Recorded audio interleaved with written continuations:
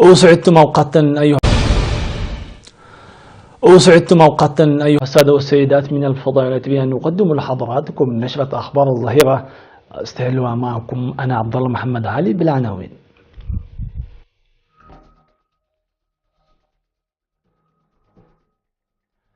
ورشة عمل للحذر المسبق من الكوارث. جهود لمكافحة التراكوما. تنظيم ندوة حول أوضاع الفيلة في إقليم الغاشبركة. مقتل الرئيس اليمني علي عبد الله صالح. إسرائيل تطلق صواريخ على منشأة عسكرية في دمشق. وحريق غابات يهدد مئات المنازل شمال لوس أنجلوس.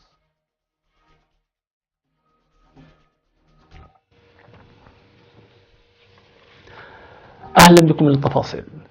نظمت وزارة العمل والرعاية الاجتماعية ورشة عمل في 4 ديسمبر بمدينة أسمرة لتقوية الحيطة المجتمعية المسبقة من الكوارث.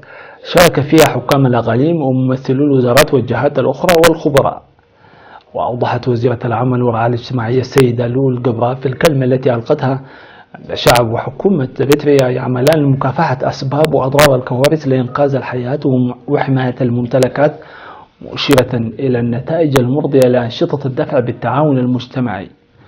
وقالت سيادتها أن الكوارث يمكن حدوثها في أي لحظة، وقد تسبب الكوارث الطبيعية أو التي من صنع الإنسان بأضرار كبيرة في الأرواح والممتلكات. وأوضحت بأن تماشي المعرفة والتجهيزات مع الحيطة المسبغة بشكل علمي انطلاقا من الدراسات التي أجريت في إقليمي شمال البحر الأحمر وجنوب البحر الأحمر، وتوضيح الإجراءات الواجب اتخاذها عن الكوارث التي يمكن وقوعها وكذلك بعد وقوعها، وتقوية قدرات الوقاية لتخفيض الأضرار والتوعية.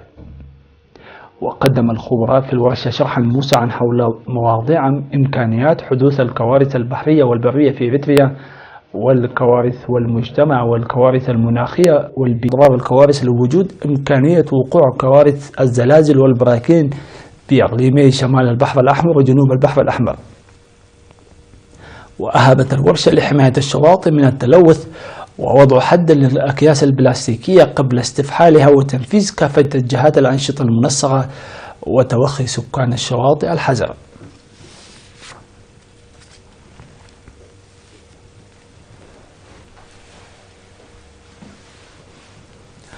أعلن مسؤول البرنامج الوطني لمكافحة العمى الدكتور ألم زكرياس أن العمل يجري عبر خطة تستمر حتى عام 2020 لاستئصال مرض التراكوما من البلاد. وقال أن برنامج المكافحة والسيطرة على العمي تأسس في 2004 للتعرف على أمراض العيون الموجودة في البلاد والسيطرة عليها، وجرت في 2007 دراسة تبين انتشار التراكوما، وقد تم خفض المرض إلى أدنى مستوى نتيجة البرنامج المنفذ انطلاقا من الدراسة. وأشار إلى أن معايير منظمة الصحة العالمية توضح بأن بلوغ ظاهرة مرض التراكوما لأكثر من 10% في منطقة معينة يعتبر خطرا صحيا، لكن الجهود التي بذلت في البلاد عامة والإقليم الجنوبي خاصة لسنوات متتالية أدى لخفض المرض لأقل من 10%. وقال الدكتور علم أن التراكوما تتطور ببطء، وتتمثل أعراضه بظهور حبيبات في العين، ومن ثم الالتهاب والندوب والتقيح وانقلاب أهداف العين إلى الداخل وملامسة الشعر للعين وأعراض أخرى. وأوضح أن الوقاية من المرض تشمل نظافة الوجه والبيئة المحيطة، إضافة إلى علاج الالتهابات الناتجة عن المرض بالمضادات الحيوية، وإجراء جراحة مضاعفات الرمد الحبيبي التي تقدم مجانا. وأوضح الدكتور علم زكرياس عن توظيف قدرات بشرية كافة في كافة أنحاء البلاد لمكافحة التراكوما، مشددا على أهمية دور وكلاء الصحة في الريف ووعي المواطنين عامة لإنجاح البرنامج.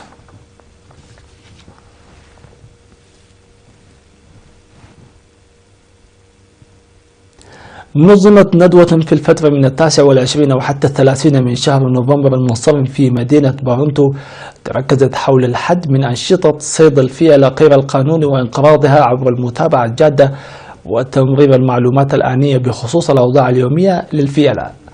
وأوضح المدير العام للموارد الطبيعية في وزارة الزراعة السيد يعقوب يوهنس الهدف من الندوة التي نظمها أعضاء وزارة الزراعة ومسؤولي التنمية الاقتصادية الناشطين في محميات الفيلة بالإقليم هو تعزيز فهم وإدراك الأعضاء، خاصة في معرفة اللوائح التي يجب اتباعها أثناء تمرير المعلومات الآنية حول أوضاع الفيلة من أجل المساهمة الفعالة في عملية دراسة الفيلة. وذكر السيد يعقوب أن إريتريا انضمت منذ 1995 إلى 182 دولة التي وقعت اتفاقية عالمية لمراقبة التجارة غير القانونية للحياة البرية والغابات، موضحا إلى أن الندوة النوعية تخلق بيئة مناسبة للعمل الفعال والحد من الخطورة التي كانت تواجه. بجانبه قال السيد تابيرا تشيموني من جمعية مراقبة الصيد الفيلة غير القانوني أن الندوة تعزز من الدراسات الجارية عبر الدول الأعضاء للتعرف على الأسباب الرئيسية لانخفاض أعداد الفيلة في أفريقيا بدقة، داعيا الدارسين لإرسال معلومات دقيقة وآنية في حال مصادفة وفيات الفيلة إلى الجهات المعنية. بدورهم قدم المشاركون في الندوة آراء بناءة من ضمنها تقوية العلاقة بين المجتمعات التي تعيش في محيط محميات الفيلة والأعضاء الناشطين، موضحين بأن هذه الإجراءات هي أحد المهام التي ينبغي متابعتها بدقة، ومؤكدين في الوقت ذاته على تقديم مساهماتهم المهنية في هذا المجال.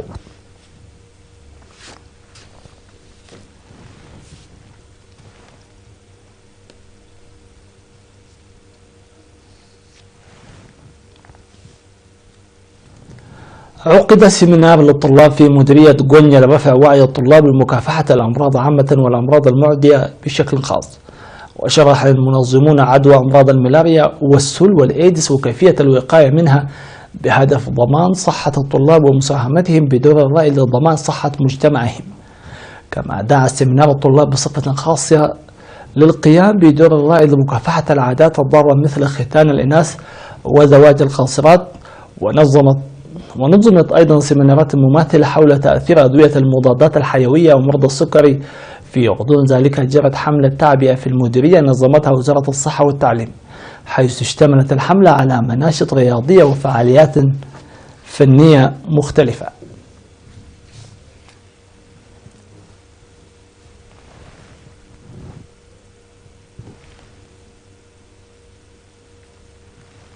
في إطار حملات التعبئة الجارية لتعزيز التبرع بالدم للطلاب والمعلمين في كل من مدينتي كرن وحقات، تم جمع 250 وحدة من الدم.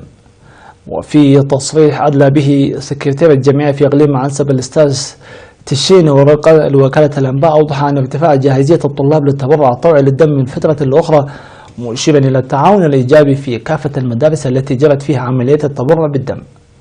وقال الأستاذ تشيني أن مضاعفة الوعي حول معرفة التبرع الطوعي بالدم لا تخص فئة قليلة فقط، داعيا كافة المعنيين للمساهمة بدور فعال لإنقاذ الحياة. المشاهدون الأفاضل، وقفة قصيرة ثم نوافيكم بالأنباء العالمية، فتفضلوا بالبقاء معنا. قالت وسائل الإعلام المختلفة نقلا عن مصدر إعلامي تابع لجماعة الحوثيين بأن الرئيس اليمني السابق علي عبد الله صالح قتل أمس 4 من ديسمبر. وقالت مصادر بأن علي عبد الله صالح قتل برصاص مسلحي الحوثيين خلال تنقله بسيارته نحو جنوب العاصمة اليمنية صنعاء. يذكر بأن الرئيس اليمني علي عبد الله صالح وفي مسائل لتهدئة الأوضاع المتردية في اليمن والتي دخلت عامها الثالث، ذكر في 2 من ديسمبر الجاري استعداده للتحاور مع التحالف العربي الذي تقوده المملكة العربية السعودية. ويرى المراقبون بأن مقتل علي عبد الله صالح قد يؤجج الأوضاع الأمنية في اليمن نحو الأسوأ، وقد يؤثر بشكل سلبي على أمن المنطقة. ونتيجة للصراعات الجارية في العاصمة صنعاء وضواحيها، قتل خلال أيام الثلاث الماضية حوالي 130 شخصا، كما تشير المعلومات القادمة من هناك. أطلقت إسرائيل صواريخ على منشأة عسكرية في منطقة في ريف دمشق حسب وكالة الأنباء السورية الرسمية سانا. ونقلت الوكالة عن مصدر عسكري قوله أن الدفاعات الجوية السورية أسقطت 3 من هذه الصواريخ. واستهدفت إسرائيل من مواقع لحزب الله داخل سوريا، حيث تتواجد قوات الحزب المدعوم من إيران بقوة لمساندة القوات الحكومية في سوريا في الحرب الدائرة في البلاد.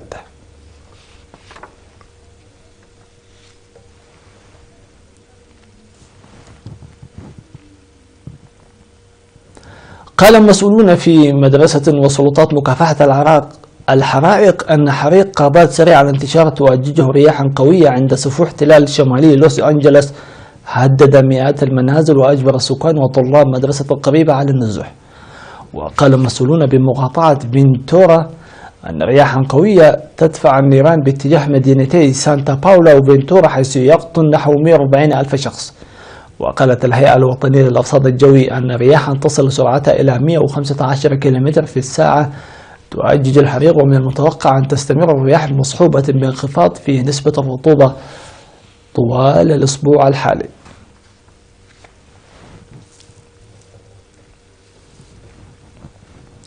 بلغ سعر ألماسة استخرجت في سيراليون 6.5 مليون دولار في مزاد في مدينة نيويورك. وتمكن لورانس جراف الرئيس التنفيذي لجراف دياموندز من شراء الألماسة المعروفة باسم ألماسة السلام في هذا المزاد بعد عرضه أعلى سعر لها. ومن المزمع أن يستخدم نصف قيمة الألماسة 3.8 مليون دولار لتمويل مشروعات البنية التحتية في القرية الصغيرة التي استخرجت منها الألماسة. ويرى خبراء أن الألماسة السلام تحتل المركز رقم 14 بين أكبر الألماسات في العالم، والتي سلمت إلى حكومة سيراليون في مارس الماضي.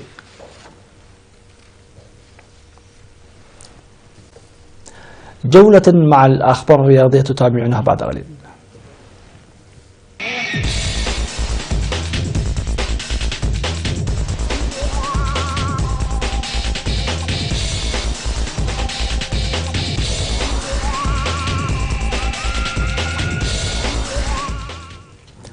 سيكون مصير يوفنتوس الإيطالي وصيف البطل بين يديه عندما يسافر إلى بيرايوس الثلاثاء لمواجهة أولمبياكوس اليوناني، فيما يلتقي بايرن ميونخ الألماني وضيفه باريس سان جيرمان في مباراة ثارية لتحديد الزعامة بينهما، وذلك في الجولة السادسة من الأخيرة من دور المجموعات لمسابقة دوري أبطال أوروبا لكرة القدم. وبعد أن ضمن برشلونة تأهله والصدارة في الجولة السابقة بتعادله مع فريق السيد العجوز في تورينو، سينال البطل الإيطالي البطاقة الثانية في حال فوزه على أولمبياكوس الذي فقد أي فرصة، وذلك بغض النظر عن نتيجة سبورتين لشبونة في كامب نو. وفي المجموعة الثانية سيكون بايرن ميونخ أمام مهمة صعبة عندما يستضيف باريس سان جيرمان، لأنه بحاجة للفوز بفارق 4 أهداف على رجال المدرب الإسباني أوناي إمري من أجل إزاحتهم عن الصدارة، كونه خسر ذهابا بثلاثية نظيفة. وفي المجموعة الأولى تبدو بطاقة الدور الثالث في جيب مانشستر يونايتد الإنجليزي المنتشي من فوزه الخالي خارج قواعده على قريبه المحلي أرسنال، وذلك عندما يستضيف سيسكا موسكو الروسي. وسيضمن فريق المدرب البرتغالي جوزيه مورينيو تأهله والصدارة في حال تعادله، وبإمكانه التأهل حتى لو خسر بفارق 6 أهداف في حال لم يفز بازل السويسري على مضيفه بنفيكا البرتغالي. ولا ينسحب الأمر ذاته على أتلتيكو مدريد الإسباني الذي يبدو في طريقه لتوديع المسابقة، لأن عليه الفوز على مضيفه تشيلسي الإنجليزي الذي ضمن أولى بطاقتي المجموعة الثالثة، وأن يخسر روما الإيطالي أمام مضيفه المتواضع قراباخ الأذربيجاني.